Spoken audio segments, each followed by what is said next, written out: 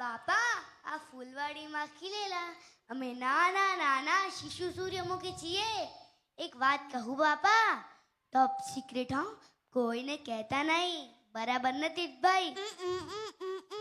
બાપા, એકચ્યુઅલી અમે કમ્પ્લેન કરવાના છીએ.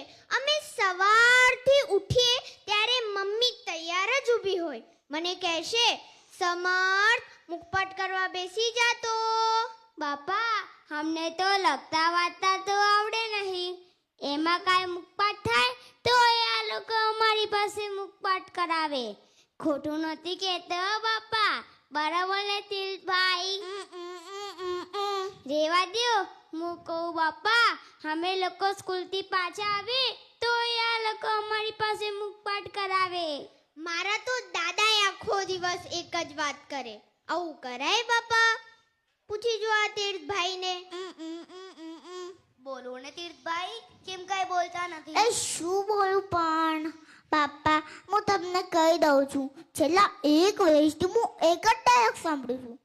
બેટા મુખપાત થઈ ગયો, જમતો હોય તો એ મુખપાત, રમતો હોય તો એ મુખપાત, બપોર પડે તો એ મુખપાત, સાંજ પડે તો એ મુખપાત, લગ્નમાં જઈએ તો એ મુખપાત, ફરવા જઈએ ના ના ના ના, ફરવા તો જવાનું જ નહીં. ના વેકેશનમાં જવાનું, ના મામાના ઘરે જવાનું. કદાચ ક્યારે નીચે નીકળે તો આજુબાજુવાળા કે બેટા મુખપાત થઈ ગયો. શિશુ શાળામાં જઈએ તો કાર્યકર પૂછે બેટા મુખપાત થઈ ગયો. બાપા, તમને ખબર છે, અમે લોકો મંદિરે જઈએ તો પણ સંતો લોકો પૂછે બેટા મુખપાત થઈ ગયો. બાપા, આ મિશનરી પણ અમારો હતો કે આ બધાનો હતો? મને તો સમજમાં જ નહોતું આવતું.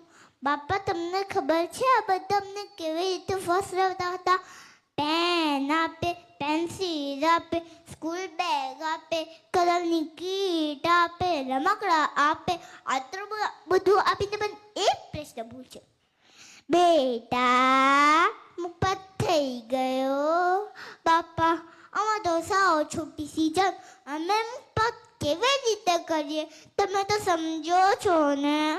આટલો લાંબો ડાયલોગ તમે પાકો કેવી રીતે કર્યો? મુખપાત કર્યો એટલે યાદ રહી ગયો. લે, જોયું બાપા, જોયું? હમણાં કેવો ફરિયાદ કરતો હતો, પણ આ બધા અમને મુખપાટ કરવાનું કહેતા એટલે જ અમને બધું યાદ રહેવા માંડ્યું છે.